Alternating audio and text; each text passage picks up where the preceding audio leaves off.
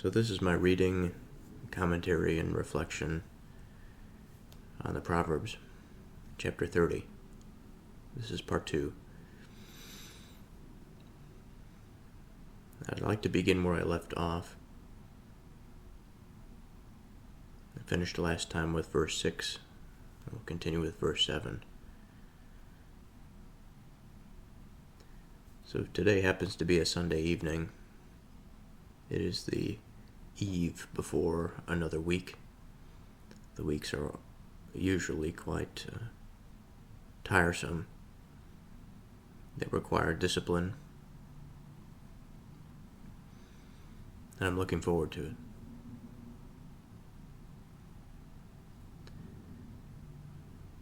So I'll start this episode off with a prayer, as is the custom of late. Dear Lord, I thank you that I can be here, and I thank you for this day.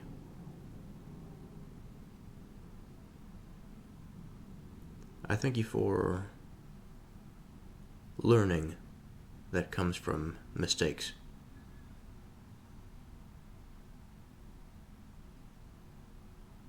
I thank you for the freedom of will to decide how we may respond to a particular mistake or problem that we might have.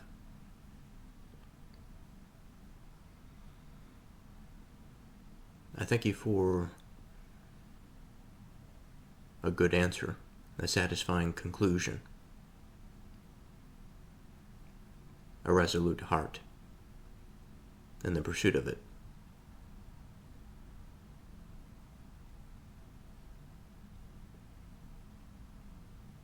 And with this I pray in Jesus' name, amen.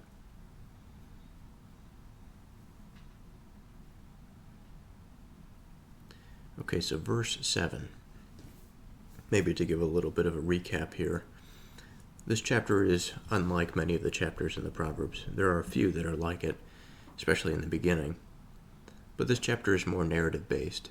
In the beginning, we are introduced to a few different characters. In the first verse, the words of Agur, the son of Jekah, even the prophecy.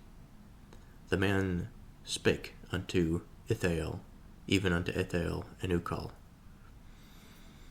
And then the speaker, Agur, goes into this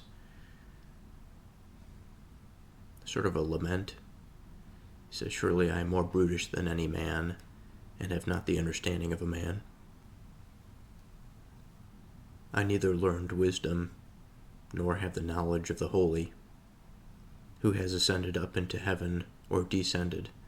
Who has gathered the wind in his fist? Who has bound the waters in a garment? Who has established all the ends of the earth? What is his name? And what is his son's name, if you can tell? Every word of God is pure. He is a shield unto them that put their trust in him. Add you not unto his words, lest he reprove you, and you be found a liar." And that brings us to verse 7, which reads, "Two things have I required of you. Deny me them, not before I die." So we spend verses 2 through 6 somewhat outside of the narrative landscape. 2 and 3 are consistent with that narrative approach.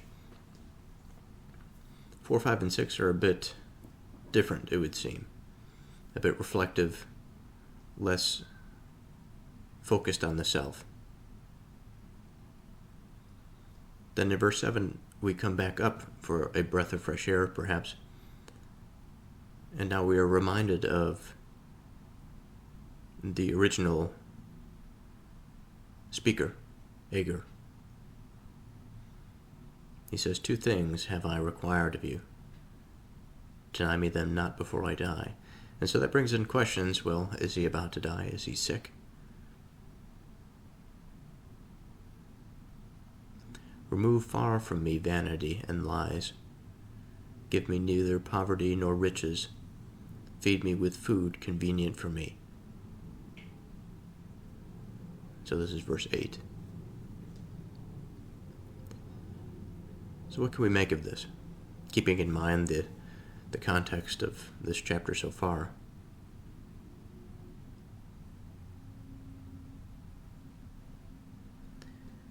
What can be said of the introduction of verse 7? Why would it be the case that of his interlocutors he is saying something so existential? As I mentioned, it's possible that he's on his deathbed. Maybe he's sick, an incurable disease. Perhaps he's speaking to close friends.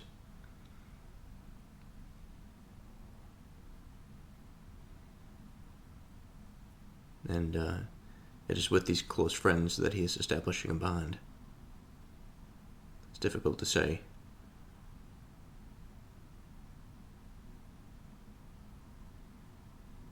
But it does give a certain perspective when one is thinking about their own life, mortality, about the time that they have here on earth.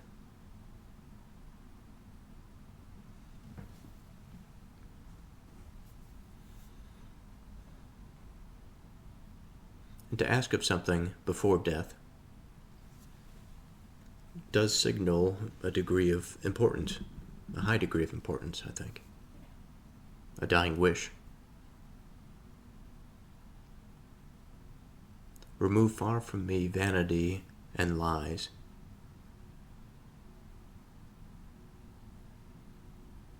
So here I'm thinking about an environment of a man that potentially is dying. Or even if he's talking to close friends, this is something that can occur over a number of years. This is something that if a friend is prone to lying, or if we just think about ourselves and the small lies that we may tell ourselves day in and day out, he wishes for this type of transformation and purity to occur. What can we say of the first, of vanity? What is its significance?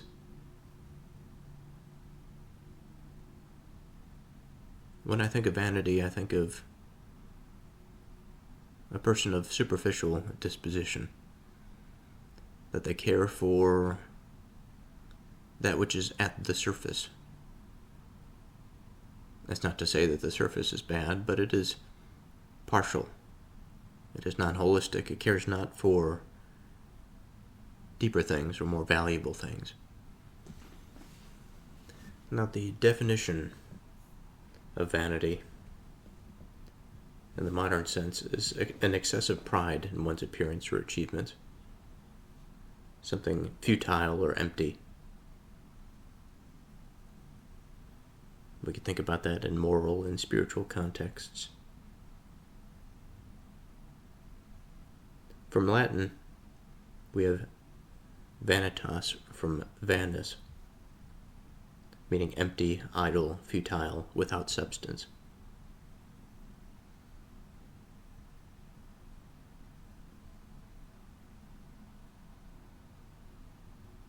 A vanitas carried the sense of emptiness or worthlessness, especially of things that seem impressive or beautiful, but are ultimately hollow or passing.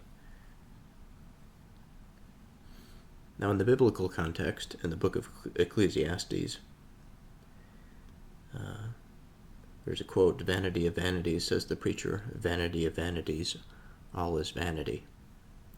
Vanity translates from the Hebrew word hebel, which means vapor, breath, or something fleeting, and insubstantial, referring to the fleeting, fragile, and illusory nature of human life and effort, in this context at least.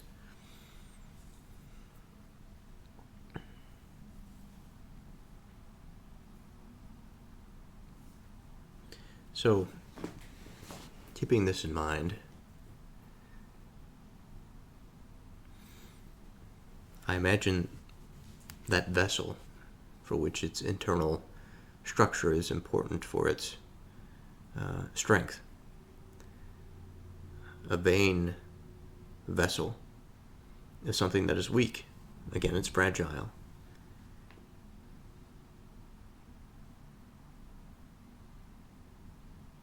Remove far from me this vanity.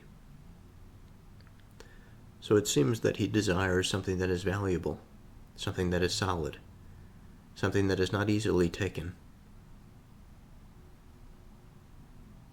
Remove far from me vanity and lies.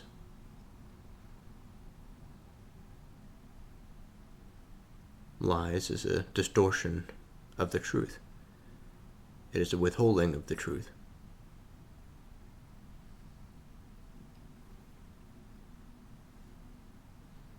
And there are many reasons why one may do such a thing. But it ultimately confuses and corrupts the mind. It brings it away from truth, which is ultimately bad. I think we can say that something that brings us away from truth is vain, because it makes us more fragile. We're less likely to be able to understand the world around us. And we are less able to adapt to its changing circumstances within the torment of a lie.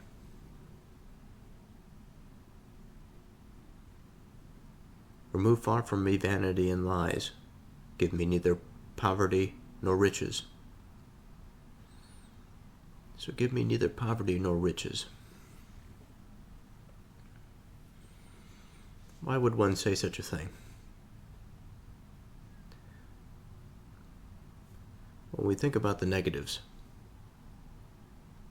I think that there can be quite obvious negatives associated with riches and with poverty. Of riches, we can imagine that conceited state, or even of vanity. How material prosperity will cause us to pay attention to things that are seemingly beautiful on their surface, but empty and hollow on the inside. And so there is a degree in which material prosperity will not necessarily give us worth or value. But on the contrary, when we think about poverty, the state of being destitute, and that longing, perhaps the need for essentials, for food, or the acclimatization of the environment so that we're not excessively hot nor excessively cold, shelter.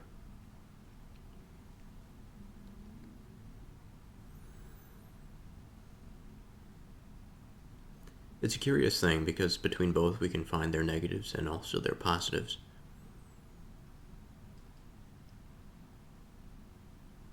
But I wonder, the question, well, surely a man is either poor or he is rich. What does it mean to be in between the two? To be satisfied? To not have enough material wealth that he is free from excess temptation into the superficial or into the vain, whereas he's not impoverished enough, where his mind is not consumed by the thought of his next meal or by the coldness or the warmth of his body. That the bodily desires are not, of all of them, even the ones that I haven't mentioned, that they are not the things that drive the attention. So to be at a place in the middle is to understand moderation, but also not be exposed to the extremes that would otherwise pervert our attention.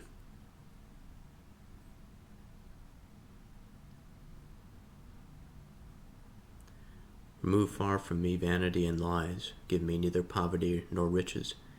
Feed me with food convenient for me. So the last part of this, I think, supports that idea of moderation, of that which is sufficient. The word convenient, I think, means to imply not necessarily ease, but appropriateness given his beliefs, or his desires in this case. He continues and he says, "Lest I be full and deny you, and say, Who is the Lord? Or lest I be poor and steal and take the name of my God in vain."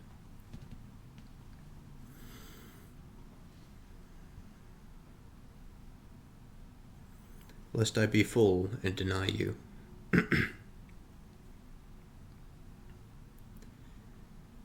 Now there's an interesting spin on this it's along the same lines, the same territory, but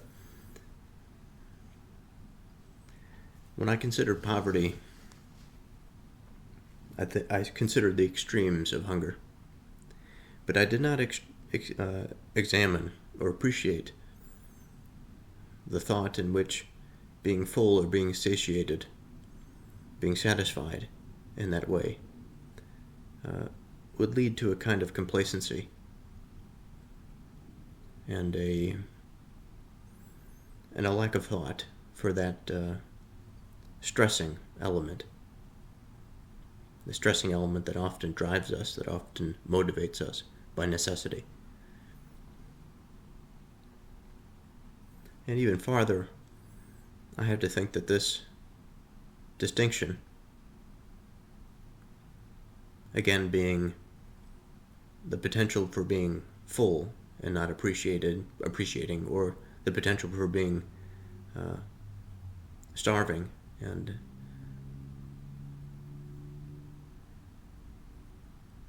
in such a state of mind that God cannot enter into the equation.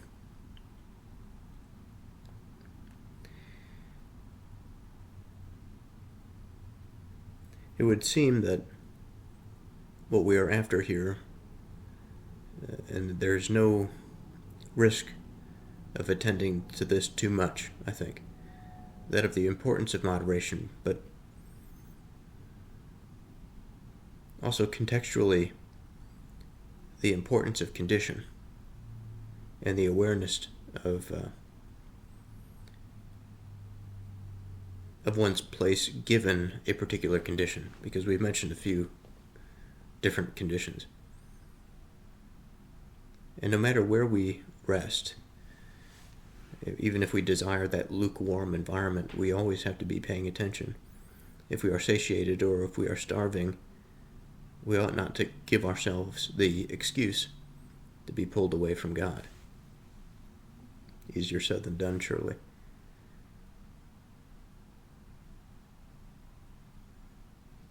Lest I be full and deny you. There's another thought that comes to mind. If we move away the idea of eating for a moment, I think we can all understand that the experience of satisfaction, or the experience of being full, is not limited to just eating, satiation of the stomach. That sense of fullness and satisfaction can find us anywhere where there is a potential for longing and for lacking. We can find this just as much in the domain of hunger and thirst as we can find it within the domain of interpersonal communication, of social belonging, and of purpose. And so while it does not explicitly say it, I think it's important to expand it to all of these different territories.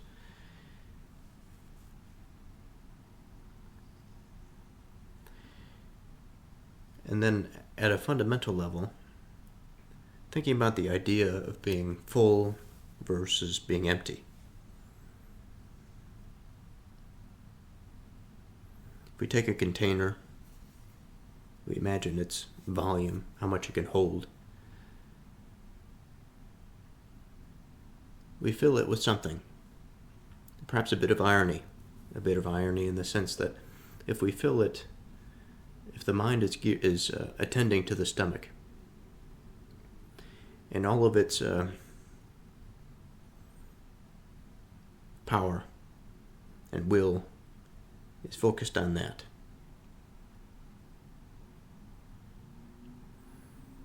what fills the stomach will be that which fills the mind.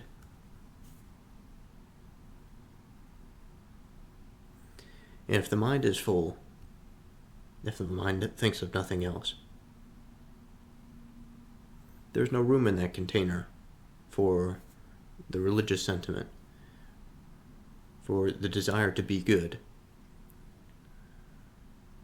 or for the desire to understand his relatedness among things, and how he is necessarily bound to certain things, mobile by his will, but also bound to law, for which he must be honest to discover and reveal.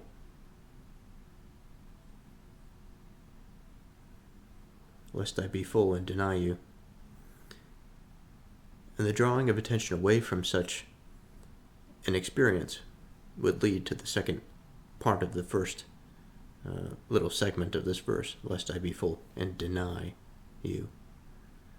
The denial is the willful attention being drawn somewhere else. Lest I be full and deny you and say, who is the Lord?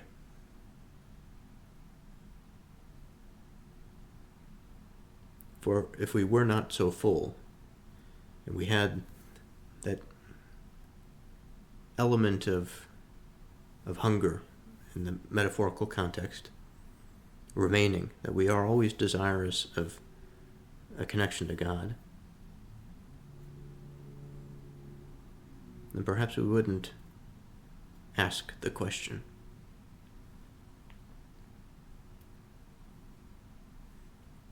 Or if we do, maybe we should ask ourselves of our commitment to it. If we keep ourselves necessarily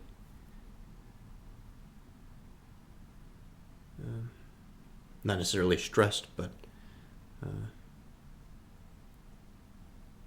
motivated, fatigued,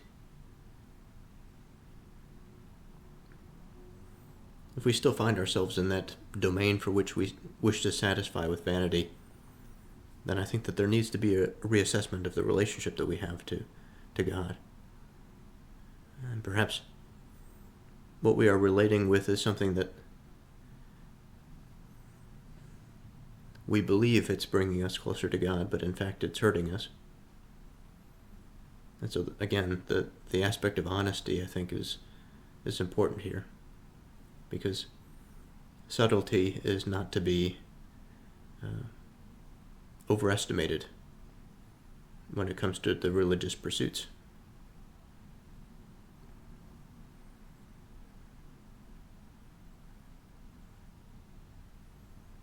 Or lest I be poor and steal and take the name of my God in vain. So here again, my initial conception was in the extreme sense of poverty, the absence of sustenance would lead the mind into a perpetual focus on that experience. And I suppose by extension that would lead into a thievery or robbery type mindset. Regardless, I suppose, of the condition, it does again alter the attention away from God.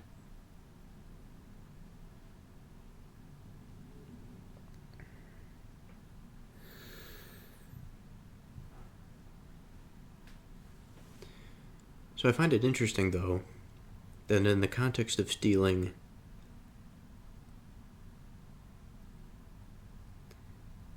that in this way, not necessarily explicitly, stating God's name in vain, that he is taking it in vain.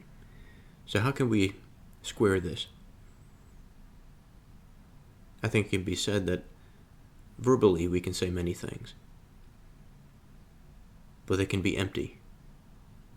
It's much more difficult for us to behave a certain way and have it be empty. I suppose there's a way in which we can do it. We all put on a face, I suppose.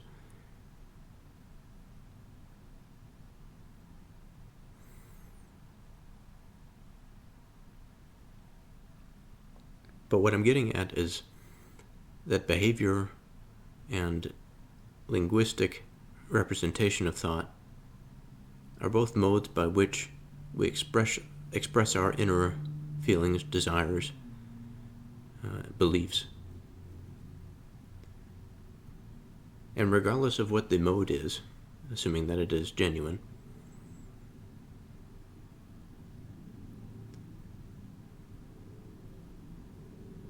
if we do something contrary to, let's just say for the sake of argument, law, God's law, and again, what I want to say here is the subtlety cannot be overestimated. The degree to which law is, I think, has interwoven itself, the divine law, that is, has woven itself with life, is congruent with life. It's not something that is the same all the time in every situation. It's just something that has similar elements, I'm sure, but is modified and altered depending on the context of the situation. And finding goodness, while in one sense may appear to a person given a particular situation in life, where as it may appear to somebody in a completely different way, in a different situation of life. So today happens to be a new day. It is a Monday evening, and the day has found me sufficiently fatigued.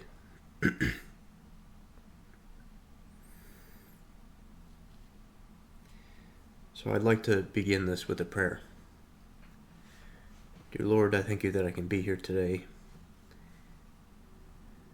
and I thank you for this day. I come to you now in that common state of fatigue, of mental fatigue, physical fatigue too, I suppose, but most importantly, mental fatigue.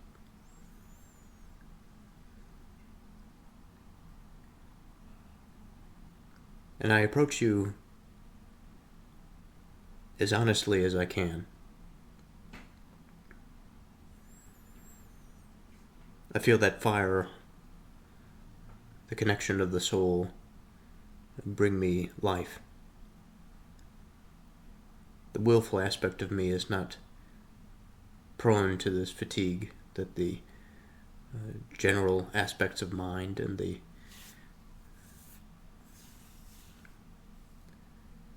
temporal body are subject to.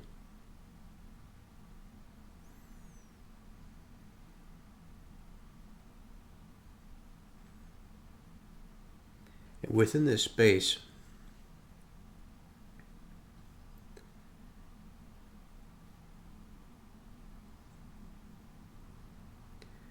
I wish to submit something.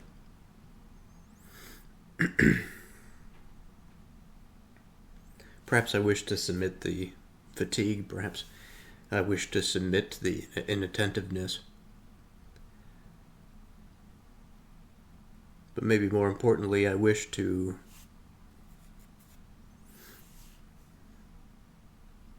establish that connection with you.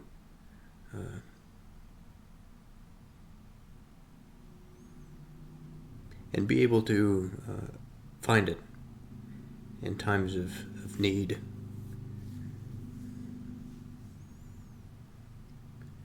Perhaps to create a new disposition such that it is not a matter of finding, but it is just a matter of being in communion with.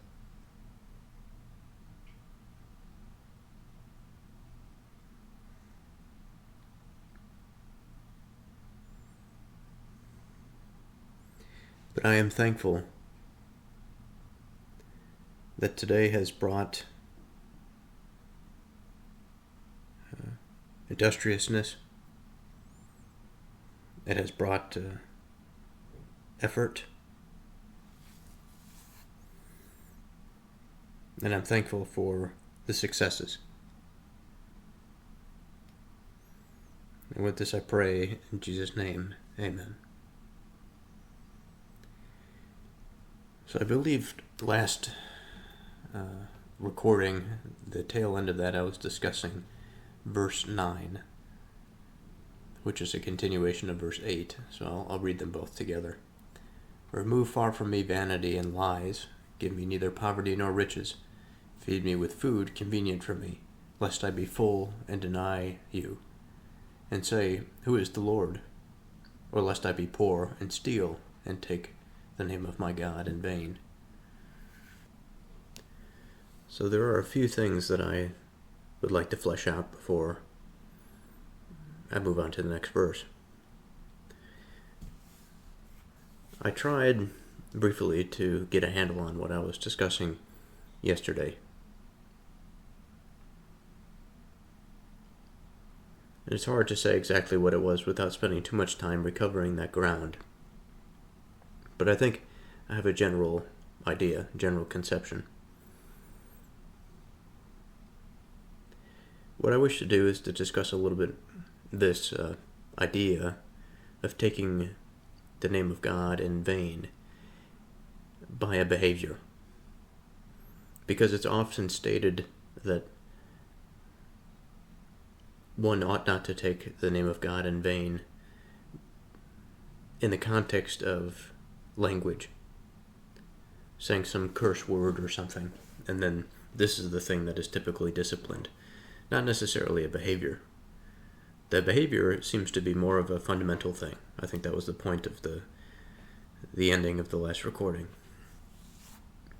And because it seems to be more of a fundamental behavior, more tied to our actual intention, then this is the thing that ought to be focused on, disciplined more so than the language. Not that the language ought not to be, but in any case,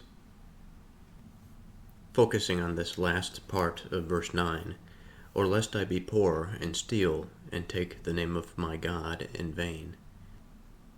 So it is by the action of stealing that the name is taken in vain. And for some reason, my mind has difficulty moving past this. Again, I think it's because of the observation of the behavior. The act of stealing is enough to take the name in vain. It is not really an act of linguistic insult. And so what can we make of this? There must be something fundamental within the act of stealing that serves as such a breach of contract that the word God, the name of God, the value that is within it is reduced. And I remember a time in my life, there's sort of an intuitive understanding of what this means or what it feels like, where the name of God became meaningless. And it goes without saying, but that time was a bit depressing.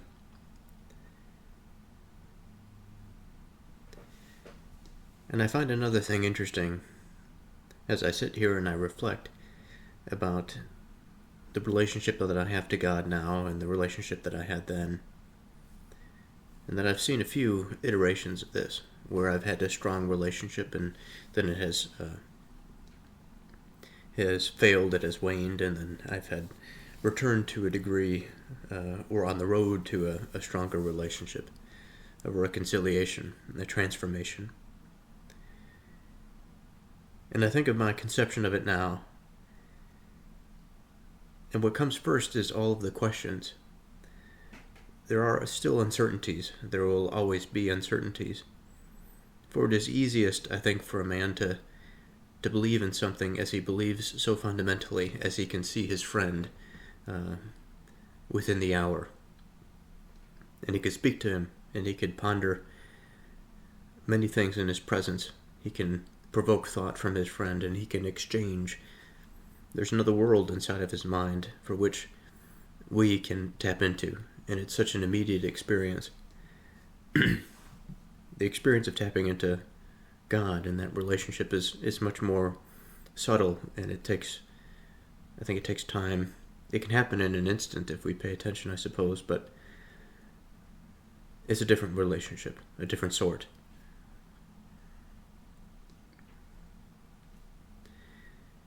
The other thing that I think about is the way in which my mind has been shaped over the last 4 years or so, that I've decided to embark on some journey, a spiritual journey, let's say, a religious journey. And I find it difficult at times to identify the specific things that have changed, because it is almost like looking through a window where one, for a number of years, is used to looking at a particular scene, at a particular window, because that is all the window affords us to see. We're limited by virtue of that view into the external environment. But I found that the view has widened. The view has increased. My perspective has changed. In addition to what I could see before, I could see so much more now, I feel. There are windows at different segments of the room, let's say, for which I am afforded different perspectives, new perspectives. And I have to imagine that a lot of this is now wound up within my idea, within my understanding of God, the name of God. Now, if I were to hollow this name out, effectively what I would be doing is reducing the degree to which I could see.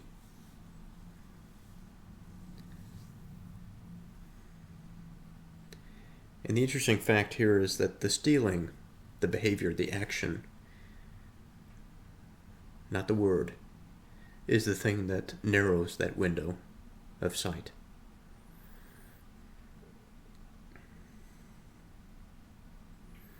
That it is the injustice of taking something without consent or without awareness, without paying the proper dues,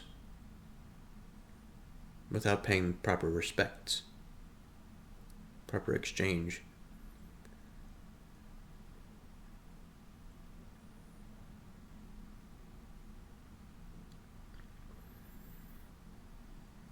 That there has been a slight to ourselves and our relationship to God, as there has been to the person that has been robbed of their goods.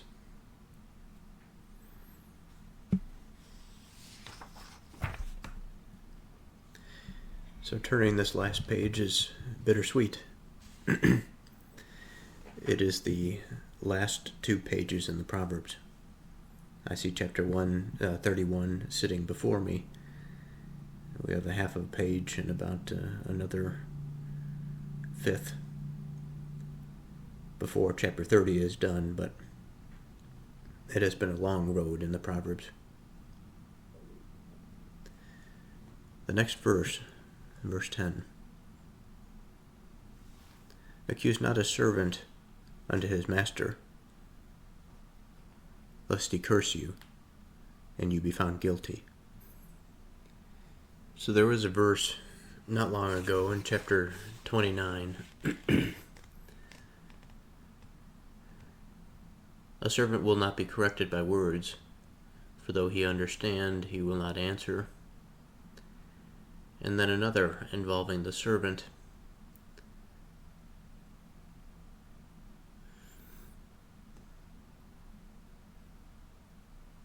He that delicately brings up his servant from a child shall have him become his son at the length.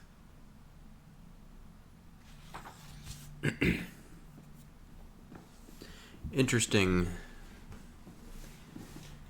ideas for which we can understand how the relationship between masters and servants operated then. I suppose it's not all that different now. We may consider it to be somewhat different, but for all intents and purposes, I think it's about the same. But of this explicit relationship between a slave or a servant and a master, perhaps much easier to see, less liberty on the part of the servant in the ancient world, but I think we have to go over this relationship once more between that servant and the master. There's an obvious difference between the two. But the bizarre thing is that, given that we are speaking of a religious context here, and we are working on the value of the self, the expansion of the soul, and the relationship to God, we all understand that every one of us has a capacity to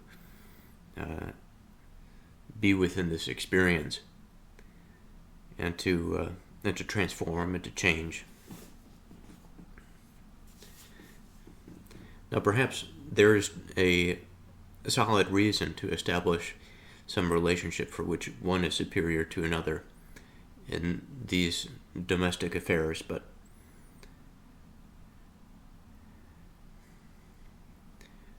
regardless of that, the relationship of the servant and the master is, while at times it may be seen as something turbulent, is also, I think, on the other hand, quite intimate. It is something that the servant understands. The servant is an extension of the master, in one sense, I should say. Now here, I think, lies our first hurdle, because we are tasked with appreciating, explicitly valuing the individual as something that is sacred, while at the same time finding ourselves in a headspace to think about an institution. Now, I wish to pause here for a second and say that I don't want to look down on the ancient people, because if I approached the ancient peoples with contempt or some sense of moral superiority, there's nothing that I can learn from them. I think it is the case in most human affairs, in all ages, that there are these institutions for which, at the time, many people go along with them. Maybe they accept the way that they are, and maybe there are some that consider the institutions and their practices abhorrent, and in time culture changes, perhaps, and certain institutions are done away with or transformed, whatever the case might be. But I say this considering the institution of slavery, or of just generally the servant class. Servants perhaps don't necessarily need to be slaves, but I think we can consider slaves also. And given the sophistication that we have encountered so far, it is not beyond the realm of reason to assume that there were surely many people that understood maybe there wasn't something quite right about the way in which a person was tasked to submit to a master in the way that they did. Perhaps they had a finer understanding about a person's place in society, that there was, maybe not in every, just considering the Jewish context here, the way that they chose to organize themselves, perhaps these relationships were voluntary. I spoke of a few verses in the last chapter that had mentioned servants, and there's an obvious distinction. The distinction is that there are a certain class of people that for whatever reason their mind will choose or be tasked with the experience of a basic level of understanding. I can't say exactly what this is from, and I struggle to say whether or not this is morally the servant class, and making this explicitly known, if this is morally sound or not. I have a feeling that the directness of observation, finding the truth in the matter, examining people as they walk through life, as they choose different positions, different occupations, professions, whatever. Even among my own profession, there's a sense in which I serve a higher authority. There are people that are within my corporate body that are more educated, that have an economic and social status greater than my own. And in that way, there's this servant in me that is serving that body of people. And I also occupy a position for which I have subordinates that I'm responsible for delegating tasks, and they are responsible for serving me in a particular way. Now, these days, a lot of this is distributed. There's a lot of independence when it comes to individual action. So thinking about a servant from a conceptual standpoint might be a little different, or a lot different, from our time to the ancient time. But regardless of this, I come back to that idea about this relationship between the master and the servant, and exactly how it is that we can maintain the value of a soul. As I understand, as I am inclined to believe at this point in my spiritual progression, that the soul is an aspect of every human experience. And I think it can be argued of profoundly unfortunate circumstances in which a human being is severely deformed internally, which would disrupt brain function to a miserable state, that the body cannot function because of it. Now, these sorts of things aside, given the majority of our experiences, we have this, and regardless of IQ, I should say, we all have this soul, this fundamental piece of the human being. It is something that connects us to that divine realm, let's say.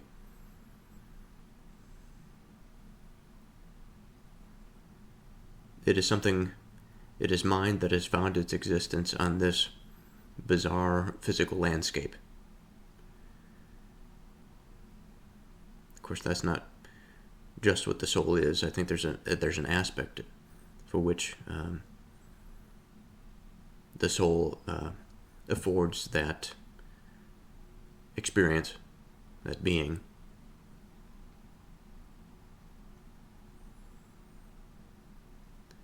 But there's inherent value in this thing, at the basic nature, at the fundamental nature, I should say.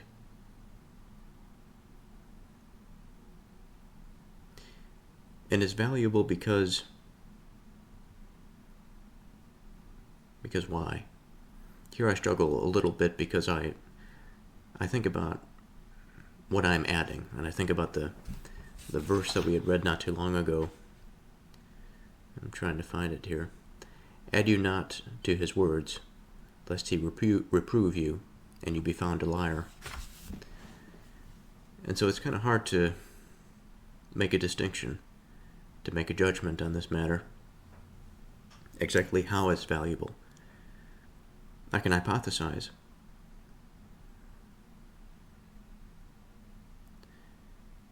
But I suppose in order to do so accurately, I have to contemplate for a moment what exactly the word value or valuable means. And so if I take a quick Google definition of the word value, the definition is the regard that something is held to deserve, the importance, worth, or usefulness of something.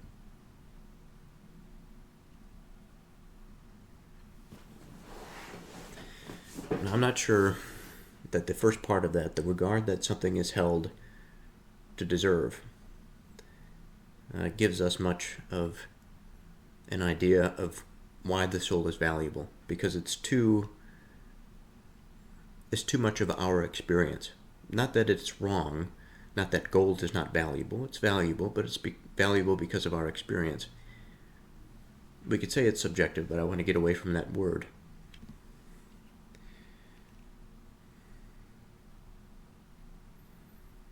To modify this a little bit, the regard that something is held to deserve, the regard cannot be of man. I think the regard has to be of God. And here we run into that potential situation. Well, how do we know exactly that God thinks of us as deserving?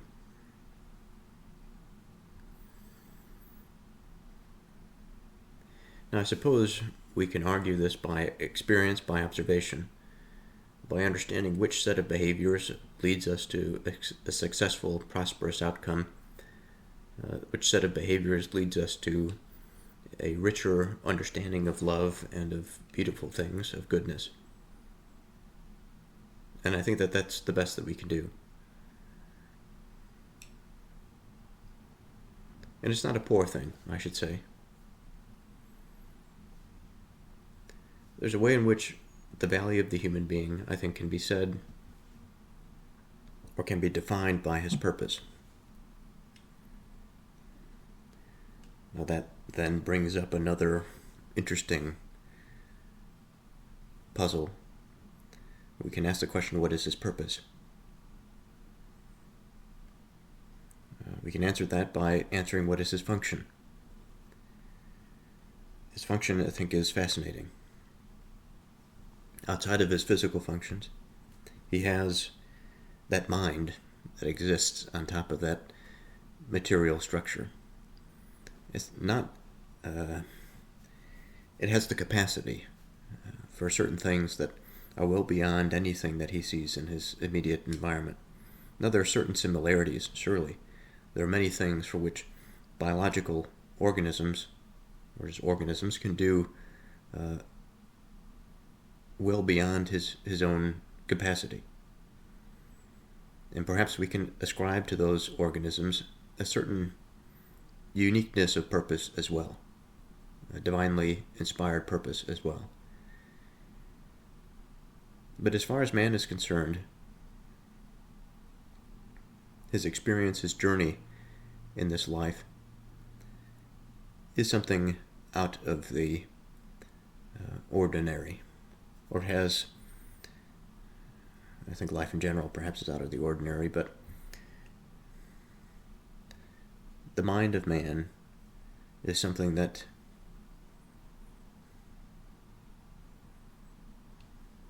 while it has its limits,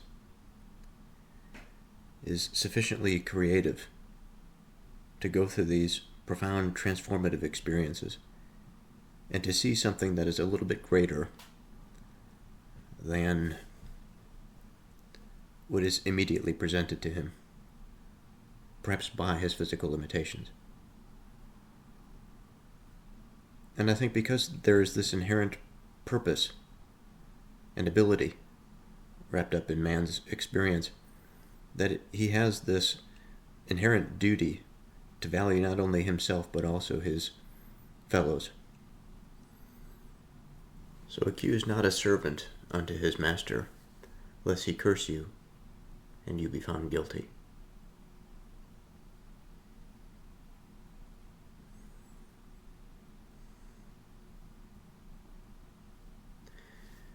So coming back to this again,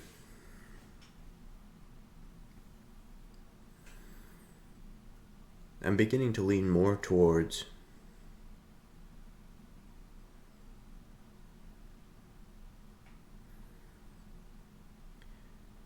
the idea of individual worth as the reason why one ought not to accuse a servant to his master.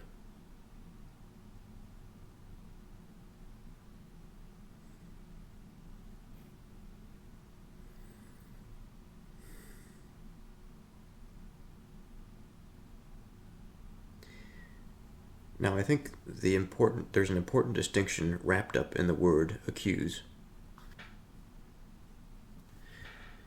But today happens to be a new day. And like always, a new day brings new thoughts.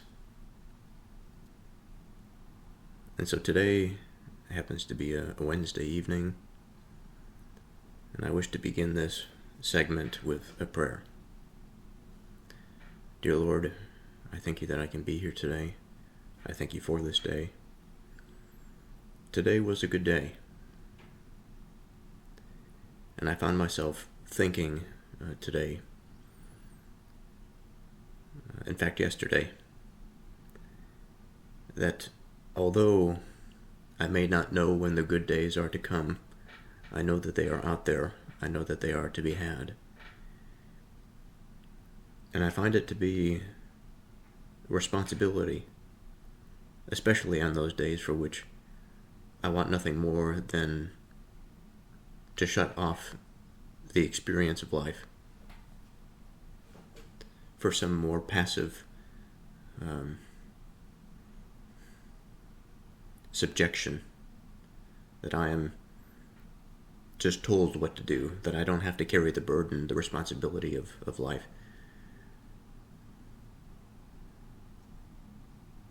And when these thoughts come, I'm thankful for that voice that says, no, actually, you have to do the opposite. You have to take up that cross and bear it. And this is something that I'm profoundly thankful for. And on the days that are found to be good, like today, for example, there's something so sweet wound up in that experience that it almost makes one feel that life itself is reaching to embrace me. And I think that this embrace comes from you, from God. And I, again, am thankful for this experience. I've been speaking lately about establishing more firmly my relationship with you. And I feel as though I am coming back to understand and to relate to somebody that I had a falling out with, that I had a terrible experience with my own selfishness that was akin to a drug addiction, and I pushed away those who cared most about me. And of that experience, I am ashamed, but also thankful that now the relationship is beginning anew. And I feel that I'm being transformed by it.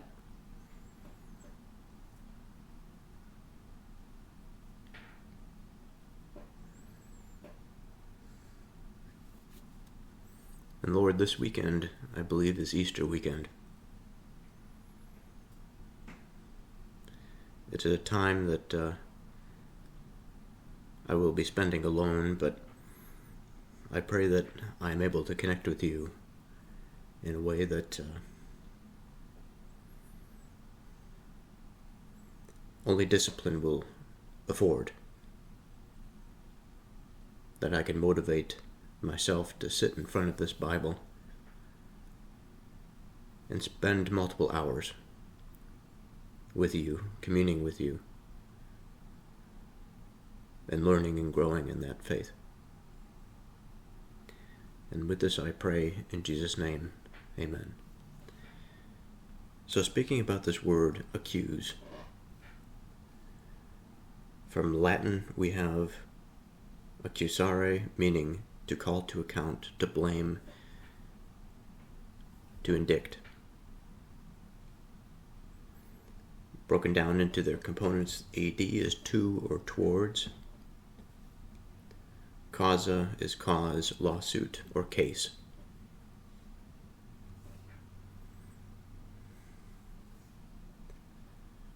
So the original meaning was to bring a cause or a case against someone,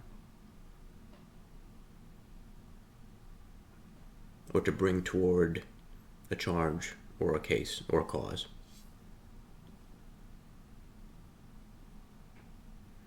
So there's a legal connotation here.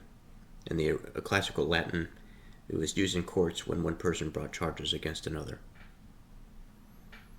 In the Old French, the word evolved slightly in common usage to mean to blame or to reproach.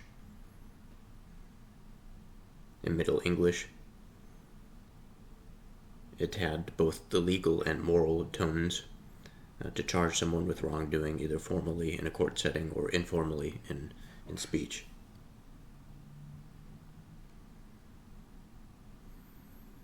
And so in the modern usage, it's fairly similar. So taking the root of this, that to accuse somebody we are bringing some case. We're bringing a cause to someone. We're attributing a cause to someone. Now the interesting thing here is I find that in the Latin accusare, meaning to call to account, it sounds a lot like judgment.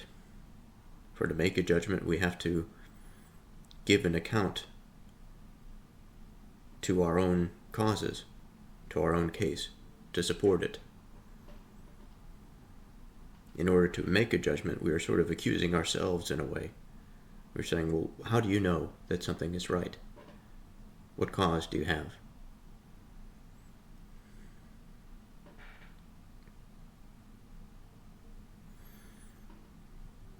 And so there's a few things that we have to discuss here. Exactly how is it the case that when we accuse someone that this is inherently negative? Or perhaps that's false. And perhaps there's maybe the better way to phrase it is, how exactly is it negative in the context of this verse? And then secondly,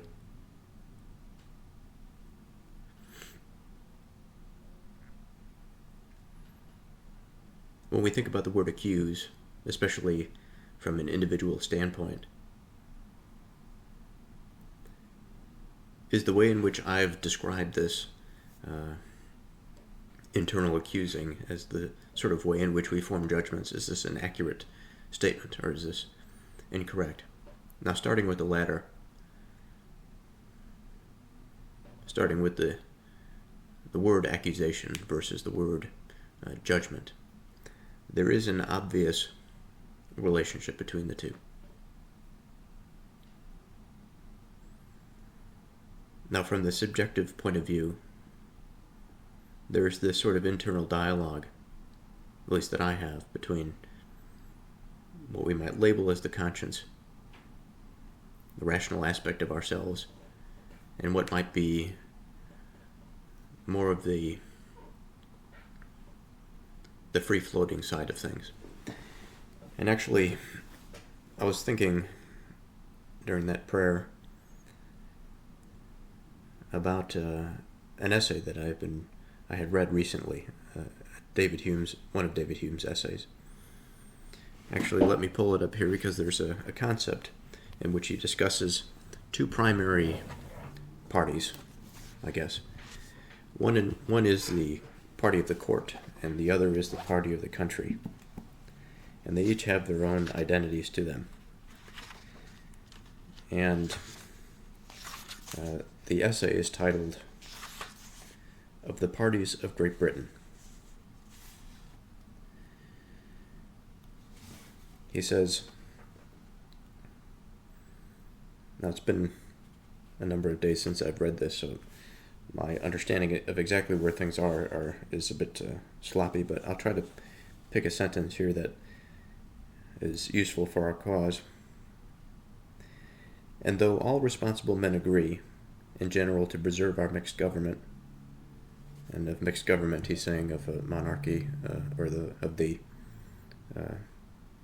kingship and of the republican elements, "yet when they come to particulars, some will incline to trust greater powers to the crown, and bestow on it more influence, and to guard against its encroachments with less caution, than others who are terrified at the most distant approaches of tyranny and despotic power.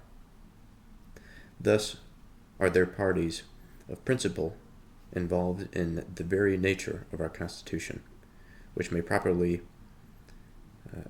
enough be denominated those of court and country. The strength and violence of each of these parties will much depend upon particular administration. An administration may be so bad as to throw a great majority into opposition, as a good administration will reconcile to the court many of the most passionate lovers of liberty. But however the nation may fluctuate between them, the parties themselves will always subsist, so long as we are governed by a limited monarchy." So kind of an interesting couple sentences there, but the main idea that I wanted to draw from that is, one, the constancies of the principles that are mentioned, and how ubiquitous that these principles can actually be. They can extend past the civil or the political.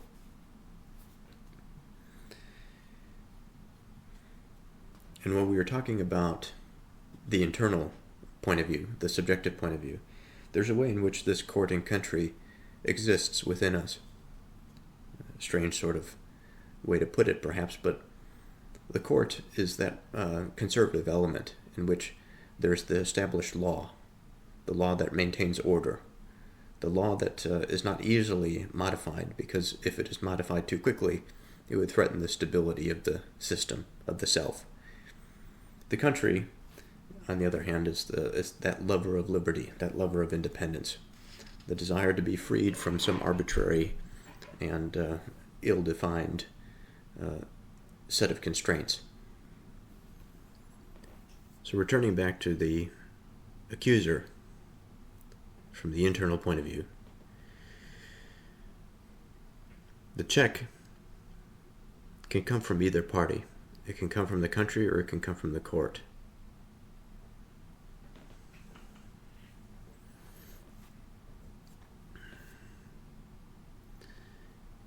And in order to conceptualize or to grasp the cause, something that gives rise to something else, whatever that might be. Again, in terms of judgment, there's something that gives rise to a judgment.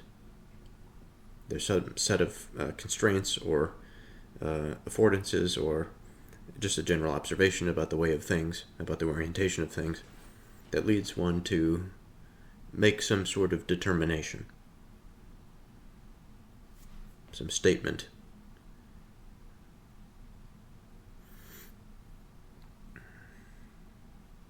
And of course, judgments have wide-ranging effects.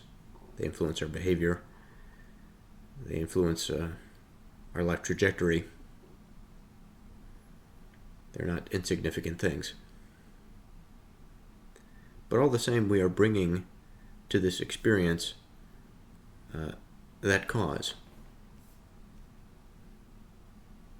We want to understand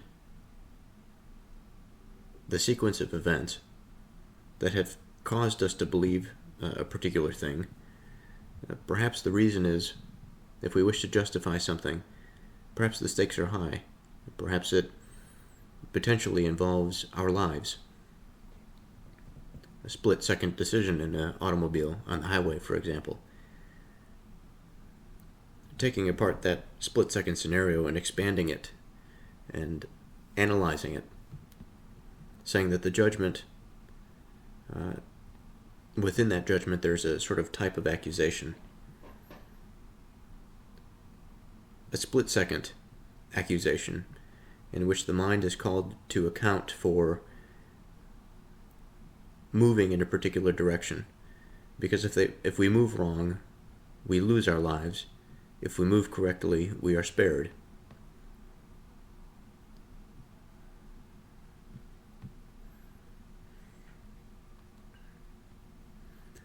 Now, perhaps there's a way in which my usage of this word accusation or accuse is incorrect.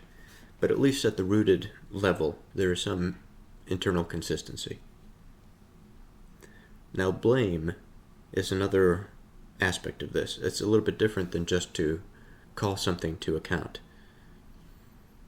Blame is a after-the-fact situation.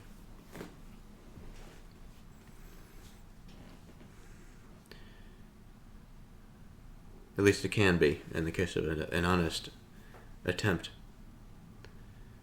at an accusal.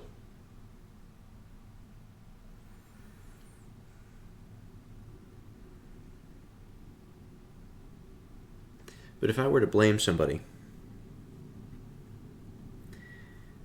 what I'm saying is that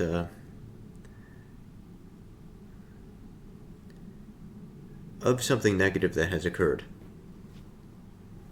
I'm bringing the cause to them and saying, it is because of these reasons, because of these steps, that this negative thing has occurred. And it's within this that there is this call also to account for what has happened. And so I suppose that there is,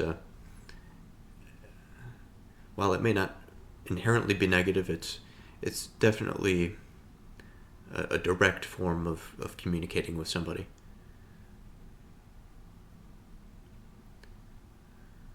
And again, I'll say that it may be quite uncomfortable if one is to believe that we have done something wrong,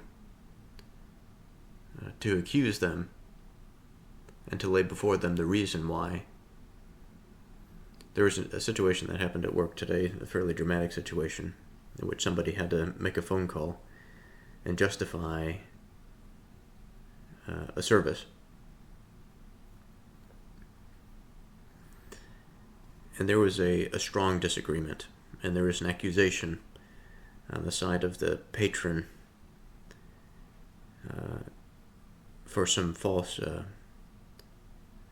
what they believed is a false render of service. Now, of course, this person had their reason. They called the place that I work, or the manager, to account for this.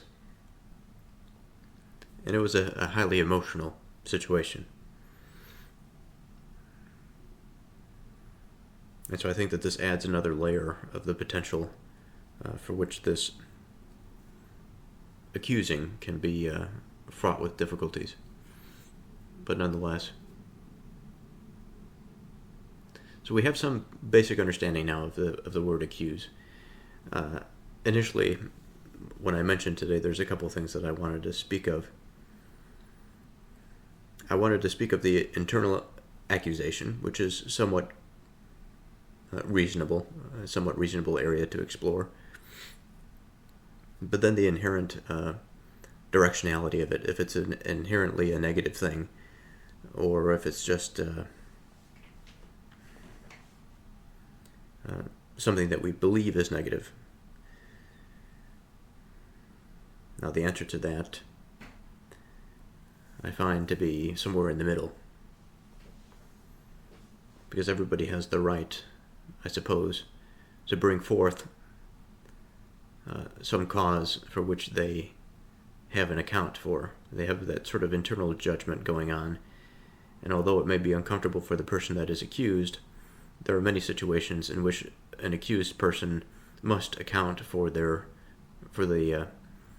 reason that someone else has given for the cause of an unfortunate situation or some situation that has resulted in some grievance. So accuse not a servant unto his master. So here I feel like I could see a little bit more clearly why this might be an issue. Because as we talked about the servant as being this agent, an important agent, internally valuable, innately valuable, because of what they possess experientially, subjectively.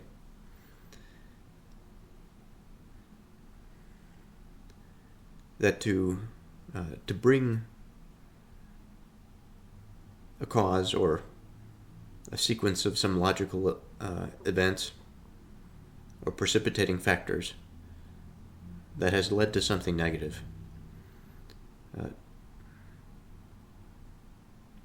to somebody else.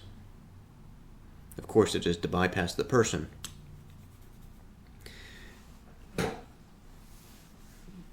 But in many cases, there are many institutions, it doesn't mean it's right perhaps, but there are many institutions for which a person may bypass a subordinate to a superior because of the appropriateness of their concern. And in fact, the situation that I mentioned today initially did not begin with a manager. It began with a person that is subordinate in the corporate structure. It'll probably be escalated, I would imagine, to somebody that is higher in the corporate structure. In this way, I have to wonder about the rightness or wrongness of this situation. There's a way in which the master, or the boss, let's say, the manager, will have a greater authority and be able to deal with an accusation with more authority. And in the corporate structure, perhaps this inherent master-servant relationship, although limited, given the constraints of the corporation, perhaps it is committing a similar sin. It's hard to say. Accuse not a servant unto his master. Of course, we're trying to figure out why. We have the answer, according to the verse. Lest he curse you, and you be found guilty. Now, the only reason that we are found guilty is that either we are telling a lie in the first place, that the cause that we are bringing forth is actually not the reason that had led to some unfortunate event, or even if the event is unknown to the master, let's say, then the event and also the cause is brought forth. And both of those could be fraudulent, I suppose. On the other hand, it could be the case that the accusation may be interpreted falsely on the part of the master.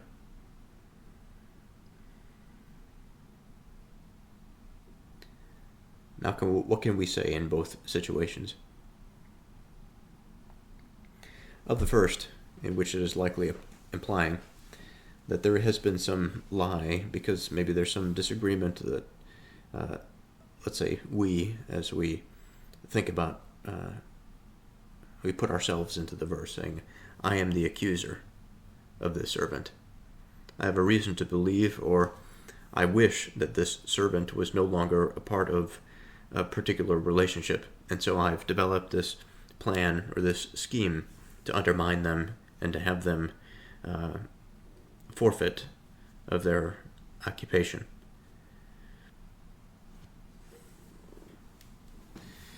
Now, such a thing would make the most sense for a curse to occur, either on the part of the servant or on the part of the master. And the reason is because a false cause is cause to bring forth an invocation that would produce harm. That another plan would be devised such that we, the accuser, would suffer because of our injustice. Now, curses, I think, can be quite insidious things. We think about magic or magicians as we consider a curse because they transcend that material or commonly material causality that we interact with day to day. But of mind, I think the curse is something that certainly exists in this, what we might call a supernatural framework, but I think it's more of just a minded framework. And I don't mean just as to dull the excitement or the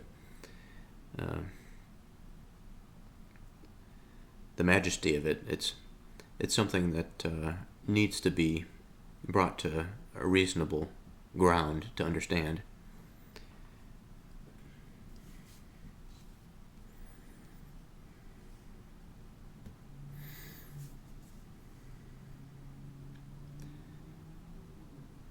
So,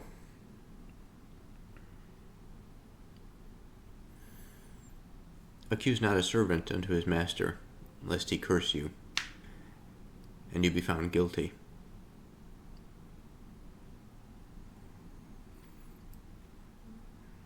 Now, the second part of that I think is interesting. Lest he curse you, and you be found guilty. Now, there's a way in which I could see the guilt coming because of the curse. That there's something within the curse, there's something within that action of bringing another cause up front. That's more than just an accusation.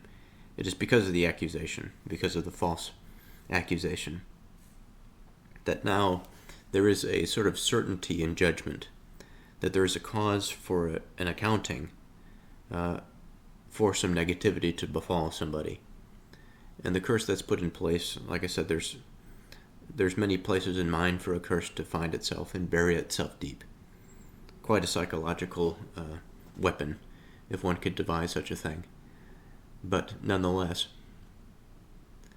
the curse is an addition to the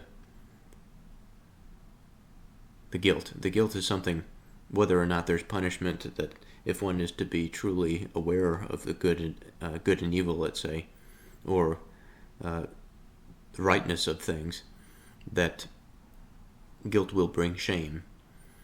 The secondary consequence is the curse that may stick with a person in the most severe of cases beyond one person's life and extend into the next.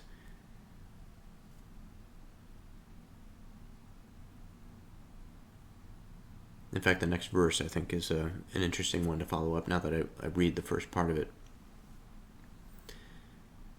There is a generation that curses their father and does not bless their mother. We'll get there in a moment, but it's interesting nonetheless.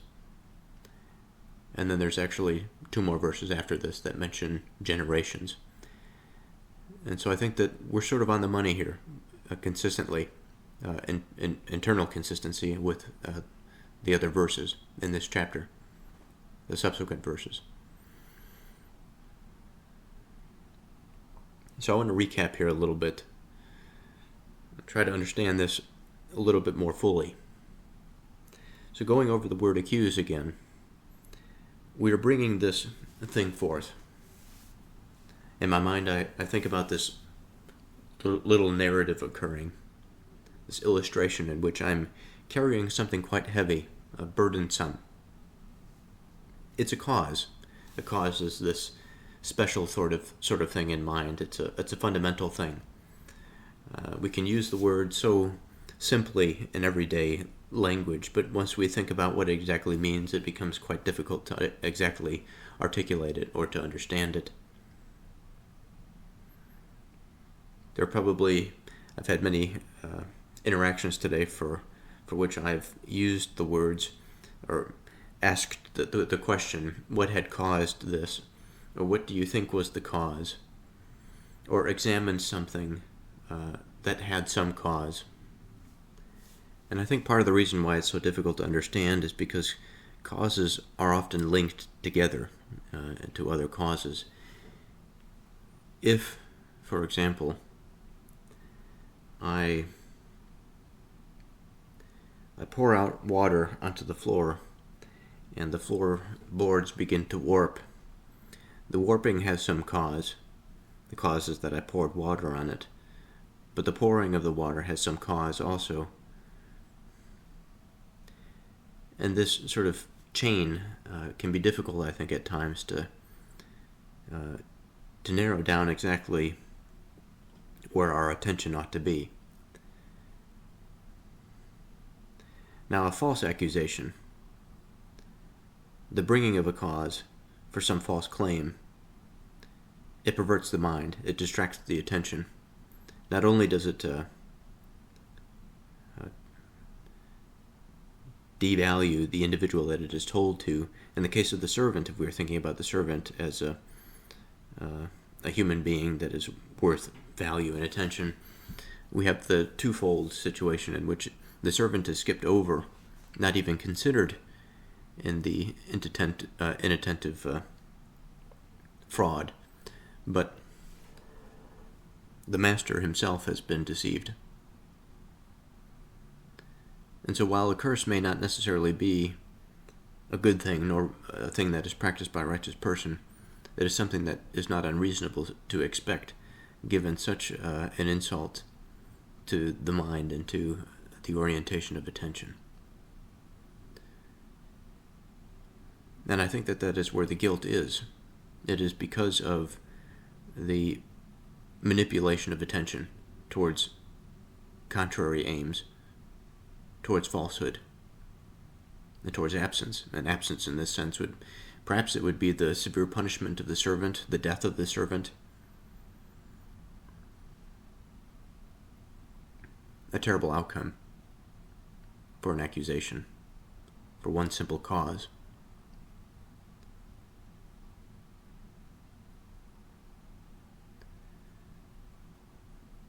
There is a generation that curses their father and does not bless their mother. So we are starting this on a new day. So let's get into our prayer. Dear Lord, I thank you for this day, and I thank you that I can be here. I reflect now on failure. I reflect on the tempering of emotions.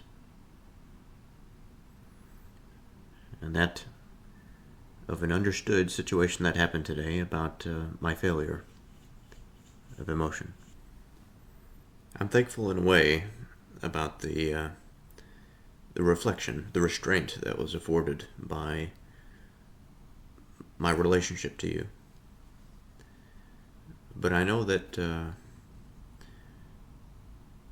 of the inferior elements, of the contrary elements, there was a part of me that wished something other than good. And as I think about it now, as I realize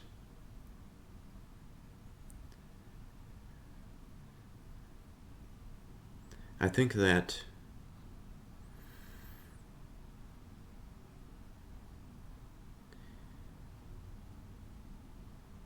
my suffering, perhaps, or the struggle, the conflict that ensued, was because I did not know where to place my attention. I did not know where to have that place to calm my mind. But even calm may not be the right word, because it wasn't because it was a matter for which I think that the mind ought to be quite aroused and active to solve the situation. But the negativity of emotion was such that the better the goodness of my being was unable to control the desperate and the egotistical, perhaps.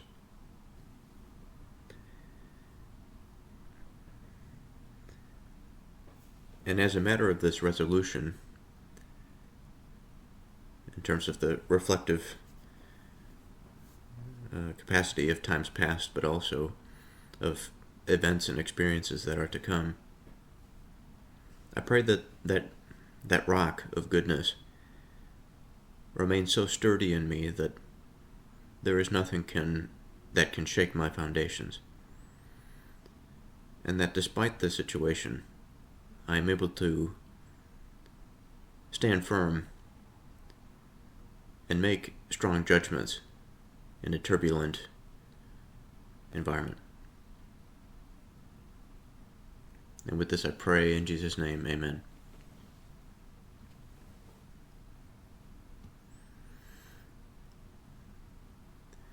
So again, there is a generation that curses their father and does not bless their mother.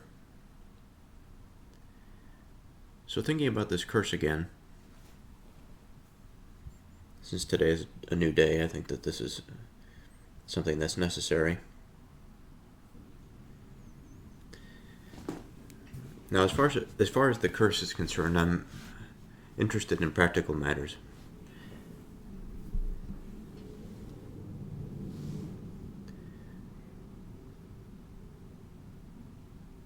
A curse is something of an utterance. It can be, it is a spiritual matter.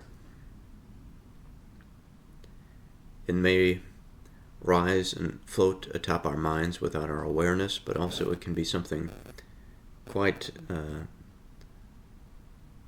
intimately related to our explicit understanding.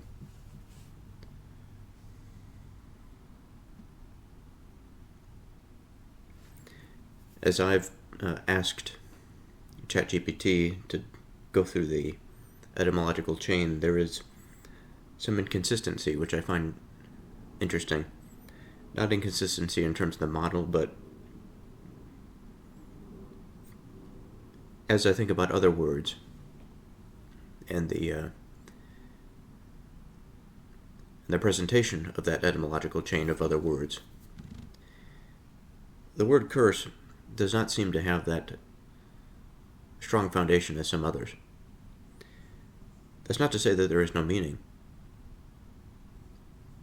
but it is to say that I think what we have here is an opportunity to explore a little bit more, to expand on the previous verse, previous discussions, perhaps on this word curse.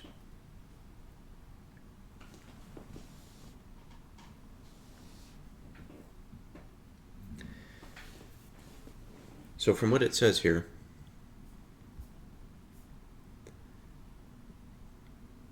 in medieval Latin, cursus, a running or course, it says that it is debated. It's a Germanic root related to invoking or pronouncing harm. In Old English, curs, with an uncertain origin.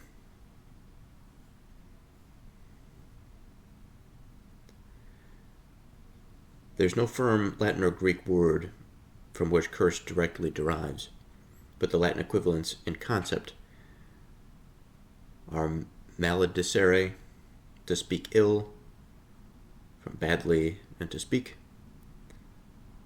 maledictio, speaking of evil, malediction. So,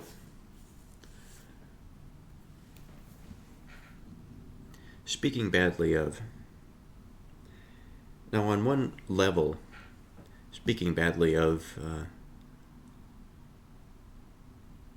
does not satisfy the cultural, despite how juvenile we might see it, it does not satisfy the cultural scope of the word curse. We think of it highly cartoonish,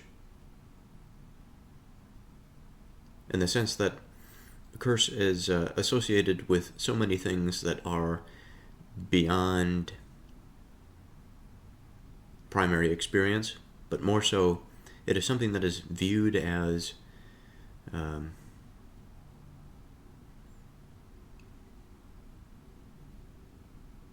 informal and false, while still maintaining a degree of attention. Now, what do I mean by that? I mean that within our fictional representations, there's a way in which I think we intuitively understand the curse.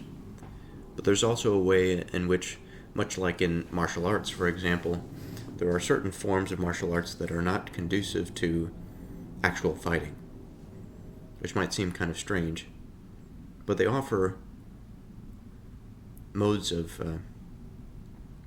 focusing attention, of that mind-body connection, meditation, this sort of thing, that are actually quite practical. In a similar manner, there are so many things that I struggle to find the word to describe it.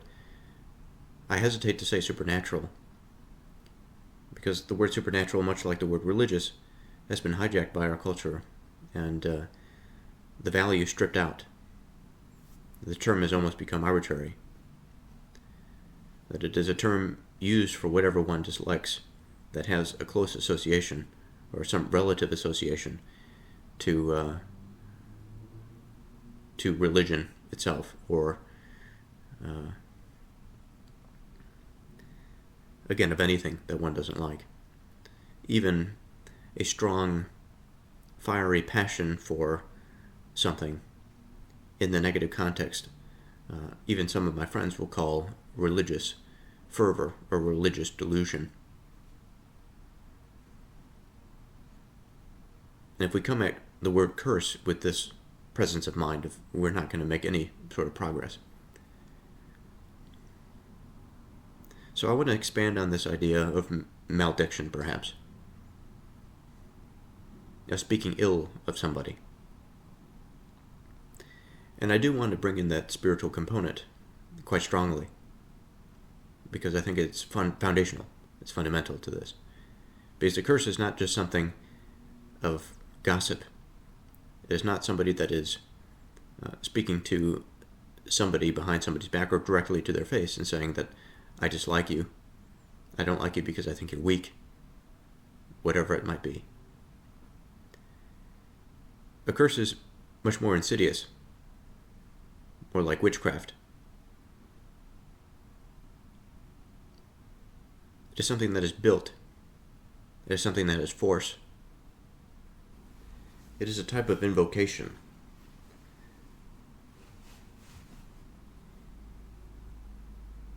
That of gaining assistance from some authority.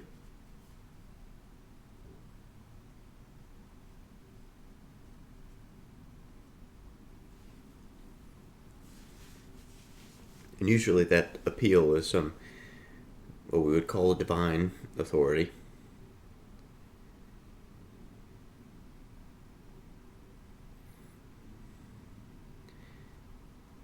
But here I think it would take some time to figure out exactly what that means.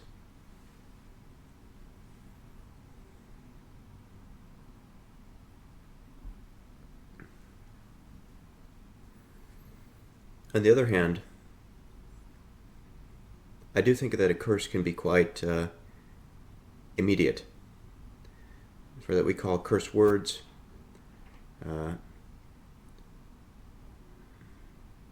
Things that are harsh to our sensibilities. Linguistically, I'm not sure if it's consistent that they sound harsh to an ear that doesn't understand what the word is, but in certain contexts, if the word is understood, it is generally understood that a curse word is only used in certain situations.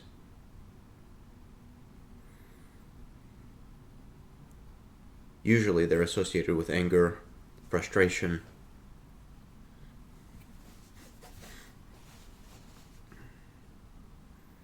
the desire to do harm, perhaps. I think about a scenario in which a couple people are squaring up to fight each other, and the banter that goes back and forth between them. The curses often come up in these situations because of the passions, again, because of the harm that one wishes to call into existence, let's say. And these words are expressed not only to make the other person known, but also as a way to fuel the fire of the behavior.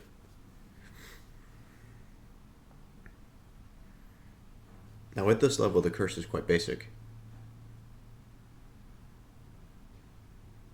When I began talking about this, I mentioned something that's at a bit of a higher level, a curse on the spiritual level, that can transcend time and stay with a family or a person throughout many years or many generations. Now, I want to take a slightly different path. Still considering this curse, and I want to bring in a personal example. I think a curse can be as much of an explicit statement as it can be an attitude or a behavior, an ontology.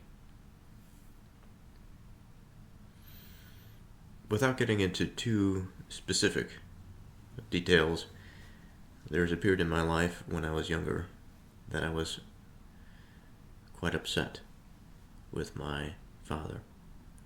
And I feel that this experience, this situation, was more than just what I would call upset, but it landed within the territory of a curse. And I was the author of it. At the time, I think that the heart took my reason and the emotions I found to be just, and they dictated my behavior. The result of this behavior, I think, was difficulty in relating, surely, but also possibly the destruction of a marriage. At least it played a part in it. And something that I haven't really thought about until now is the effect of that behavior. Again, although it may not have been explicit every day, there is a general spirit of the curse that flows through. And it was even after the marriage had finished, where I went through a period of difficulty and anger, and through which this curse had its hold on me, but it had damning effects, I think, to my father as well. Now, on one hand, this is not an excuse for poor behavior, and that the agent is still responsible to make amends and to be aware of when this happens. So I don't wish to say that this is something that I excuse, that I pass off. But the curse was written, the author being me. And again, I want to focus the attention on the way in which a curse can come about. It's not as though we are thinking, although it can be, of some immediate design of a witch sitting somewhere that is thinking about all of the ways that they can set up this psychological chessboard of dominoes for which they can push one piece and then it topples the whole, whatever that whole happens to be. Now, there is another aspect of this that I had mentioned that I think is important to bring to attention now, and that's the observation of the scale, that this can be something that can be seen at the individual level or the communal level, but also a much broader level, a generational level. Now, a generation of people stretches beyond simple communities, stretches beyond multiple levels of communities, actually. When we think about a nation, or the world having a generation, a nation, I think, being better to focus on here, for the reason that they have a more cohesive collective identity.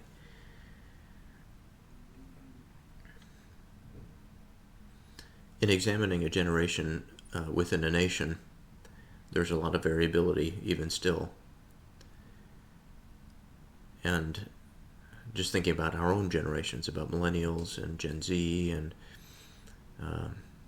Generation X, baby boomers, the silent generation, all of these generations have their characteristics to them.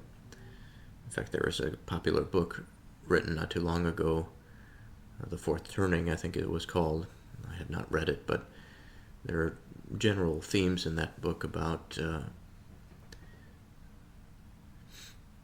cyclical patterns that are noticed given a certain amount of time, and also these patterns are associated with archetypes of generations, and they behave in particular ways.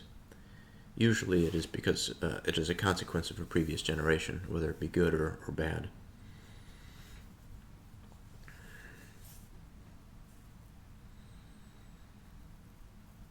But if I think about an entire generation that had a particular ontology that was infected by this curse, wherever the cause may be from, the effects of this are so destabilizing and profound, not just on the structure of families and of relations in general, but also of, I think, the individual or the self to the self. What do I mean by that? Well, we all have there's a way of speaking about the self in which we can say that we all have a relationship to ourselves. And I think that would imply that there are layers to the self, that it's not just one thing all of the time, and that to have a relationship with ourselves is to know ourselves. And it seems like it would be such a strange thing for the agent to be speaking about being unfamiliar with themselves. But there are, again, in light of these curses, I think, particular modes of being such that the mind is oriented in many, many possible different ways. One of which is that mode of being for which the self-awareness is poor. And who knows what the driving force is. In my case, when I was blinded by anger, the superficial passions really distracted my mind, destroyed my attention, and perverted my sights on something that was destructive. And so again, zooming out now into the context of the generations, we think about an entire generation that had a disadvantageous with their fathers. While although this may happen from time to time and for good reason among different families, happening at a broad scale, I think would mean something quite catastrophic because of the importance that the role of the father has. That is, of teaching the young, of protecting the young, of providing for the young, throwing wrenches into the gears of these institutions will surely pollute, pervert the minds of the generations that are committing this curse against the father. There is a generation that curses their father and does not bless their mother. So the latter part of this verse, what does this mean? I think it'll do us well to focus a little bit on this word bless.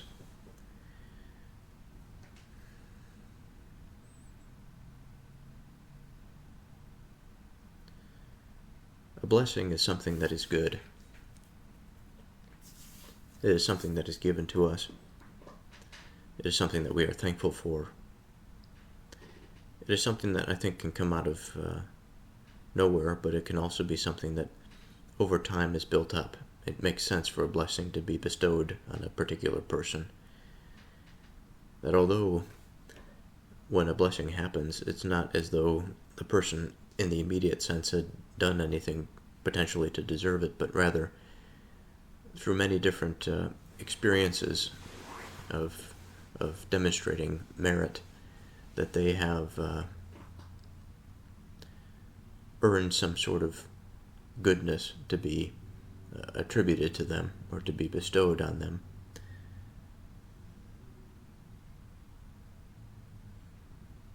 In the context of the mother, the blessing on the part of her offspring is an expression of gratitude. It is an expression of thanks.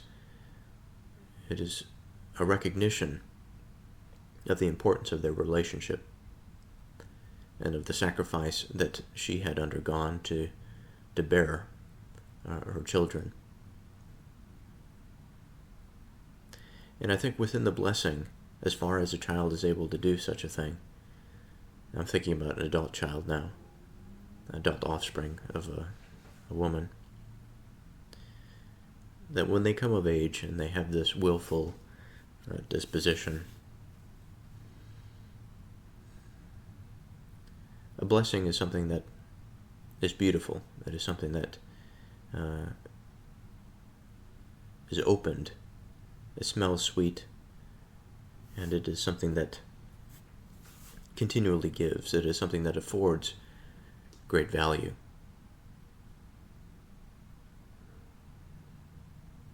It fills the purpose of the vessel of the human being, that is the mother.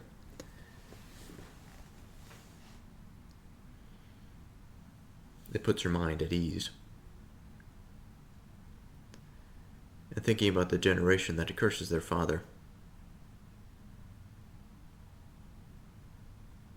thinking about the mother, but additionally the father, a blessing in this situation would be such a difficult thing to master or to come to after so much damage has been done, after the curse has ripped through the infrastructure, the supports of strong relations.